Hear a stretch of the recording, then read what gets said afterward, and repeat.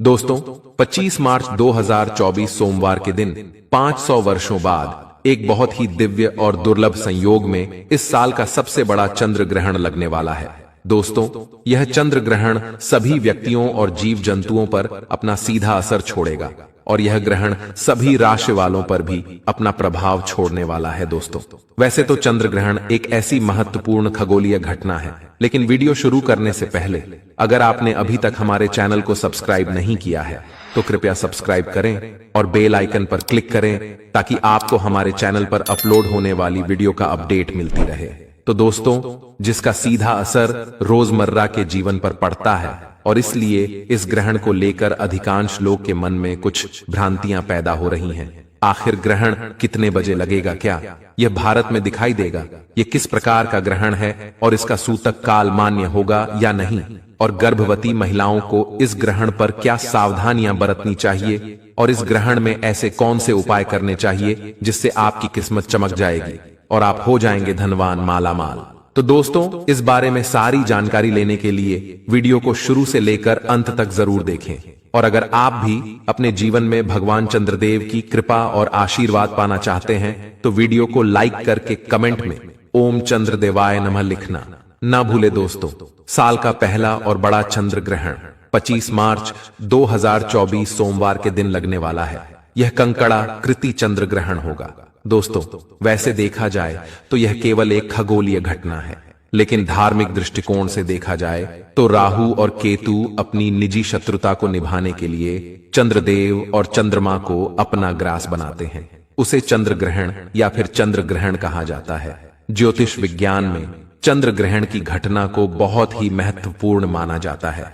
दोस्तों, साल 2024 का पहला चंद्र ग्रहण होली के दिन लगने जा रहा है। फाल्गुन माह के शुक्ल पक्ष की पूर्णिमा तिथि यानी कि 25 मार्च दिन सोमवार को सुबह 10:02 से चंद्र ग्रहण शुरू होगा और दोपहर 3:02 तक रहेगा। हालांकि यह चंद्र ग्रहण भारत में दिखाई नहीं देगा, लिहाजा इसका सूतक काल या ग्रहण का कैसा भी प्रभाव मान्य नहीं होगा। दोस्तों, ज्योतिष विद्वानों की माने तो वैश्विक घटना का काम ज्यादा प्रभाव पृथ्वी पर स्थित हर जीव जंतु पर, वनस्पतियों पर जरूर पड़ता है। संपूर्ण पृथ्वी वासियों के लिए चंद्र देवता केवल एक ही है, इसलिए अगर भारत को छोड़कर अन्य स्थान पर भी ग्रहण लगता है तो इसका प्रभाव सारी मानव जाति पर जरूर पड़ेगा। भारत के लोगों पर भी जरूर पड़ेगा, आपकी राशियों पर पड़ेगा। वैसे यह ग्रहण पश्चिमी प्रशांत महासागर, ऑस्ट्रेलिया, एशिया, यूरोप, अफ्रीका, पूर्वी दक्षिण अमेरिका, उत्तर पूर्वी उत्तरी अमेरिका, अटलांटिक महासागर, हिंद महासागर और दक्षिण प्रशांत महासागर में दिखाई देगा। और भारत में भी चंद्र ग्रहण दिल्ली, गुवाहाटी, उदयपुर, उज्जैन, बड़ोदरा, वाराणसी, प्रयागराज, चेन्नई, हरिद्वार, द्वारका, मथुरा, हिसार, बरेली, कानपुर, आगरा, रेवाड़ी, अजमेर, अहमदाबाद, अमृतसर, बेंगलुरु, भोपाल, भुवनेश्वर, चंडीगढ़, देहरादून, लुधियाना, जयपुर, जम्मू, कोल्हापुर, कोलकाता और लखनऊ, मधुर, मुंबई, नागपुर, पटना, रायपुर, राजकोट, रांची, शिमला, सिलचर समेत कई शहरों में नजर आएगा। दोस्तों, चंद्र ग्रहण में सूतक काल 9 घंटे पहले लग जाता है और सूतक काल को अशुभ समय माना जाता है। इसमें कोई भी मांगलिक या शुभ कार्य नहीं करने चाहिए।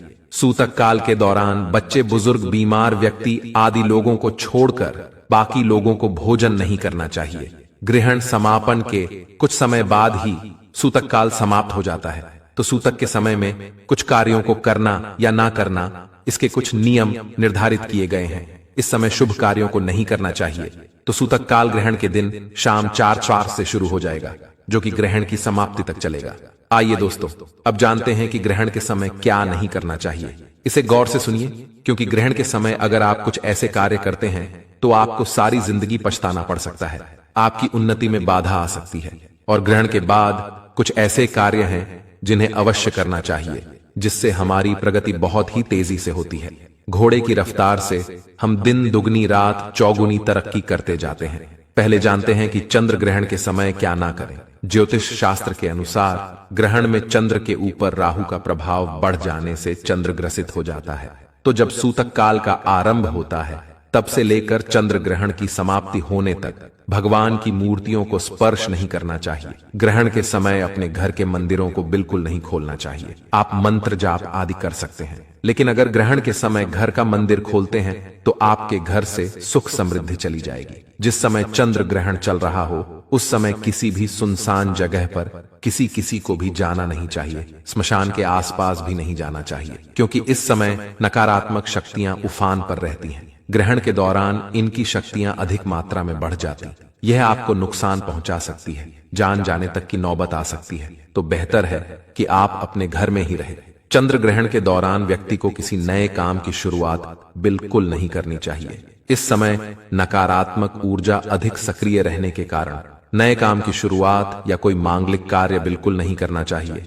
इस समय भोजन बनाना, पकाना, गर्भवती महिलाओं का बाहर निकलना आदि पर भी पाबंदी लग जाती है। इस दौरान नाखून नहीं काटने चाहिए। बाल बनाना, कंघी करना यह भी अशुभ कारक माना जाता है। ग्रहण के समय व्यक्ति को सोना भी नहीं चाहिए। कहते हैं कि इस समय अगर आप सोते हैं तो आप सारी जिंदगी सोते ही रह जाएंगे। ग्रहण के समय सुई में धागा नहीं डालना चाहिए। ग्रहण के समय यात्रा करने से भी मना किया जाता है। ग्रहण के समय स्त्री पुरुष को शारीरिक संबंध नहीं बनाने चाहिए। कहा जाता है कि जो व्यक्ति ग्रहण के समय शारीरिक संबंध बनाता है उसे व्यक्ति को नरक की यातना झेलनी पड़ती है। ऐसा व्यक्ति अगले जन्म में पशु योनि में जन्म लेता है। तो आपको सावधान रहना है, सतर्क हो जाना है। वीडियो को पूरा देखेंगे तो सारी महत्वपूर्ण बातों को आप जान पाएंगे, क्योंकि ग्रहण के समय अगर आप कुछ ऐसे कार्य करते हैं तो हमें कभी भी प्रगति नहीं मिल पाती, हम आगे नहीं बढ़ पाते। और भी कुछ ऐसे कार्य हैं जिनको ग्रहण के समय करने की मनाही है। कहा जाता है कि जो व्यक्ति ग्रहण के समय भोजन करता है उसे अधोगति प्राप्त होती है। जो व्यक्ति ग्रहण के समय सोता है उस व्यक्ति की रोग प्रतिरोधक क्षमता घट जाती है। इस कारण ऐसे व्यक्ति रोगी हो जाते हैं। अनेक बीमारियां उनके शरीर में पनपने लगती हैं। ग्रहण काल में जो व्यक्ति तेल से मालिश करते हैं, शरीर में तेल लगाते हैं, उबटन लगते हैं, उन्हें कुष्ठ रोग होने की संभावना बढ़ती है। ग्रहण के समय जो व्यक्ति पेशाब करता है उसके घर में दरिद्रता, जो शौच जाता है उसे कृमि रोग होता है।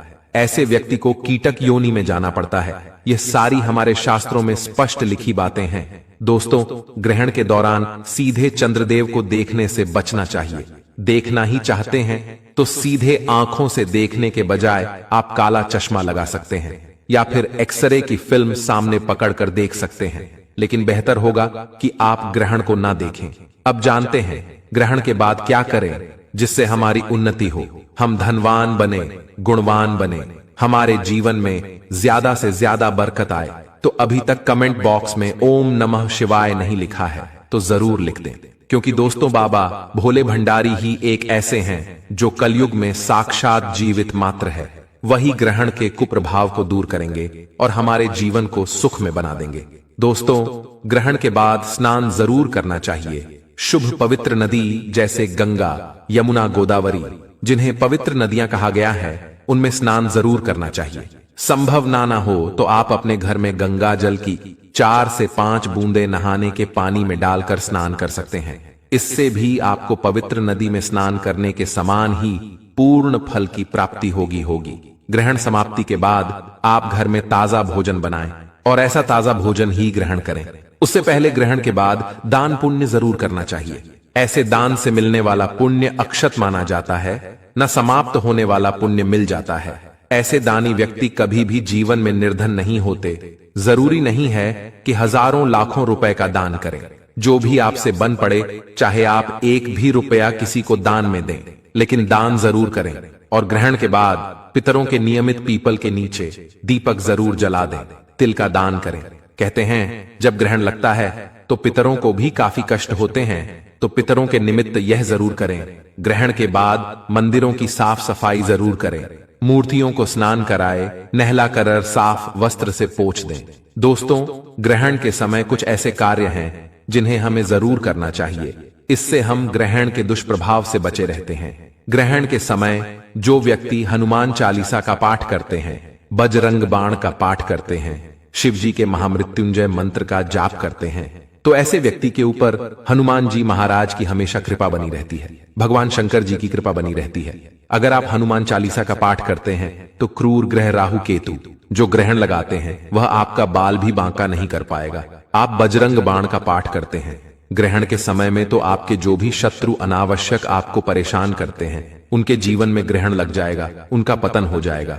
जो व्यक्ति महामृत्युंजय मंत्र का जाप करता है उसका काल भी कुछ बिगाड़ नहीं पा। जिनकी कुंडली में चंद्र ग्रह कुपित हो उन्हें इस दिन चंद्र अष्टकम स्तोत्र का पाठ करना चाहिए। इससे चंद्र मजबूत होता, व्यक्ति के आत्मविश्वास, मान सम्मान और बल में वृद्धि होती है।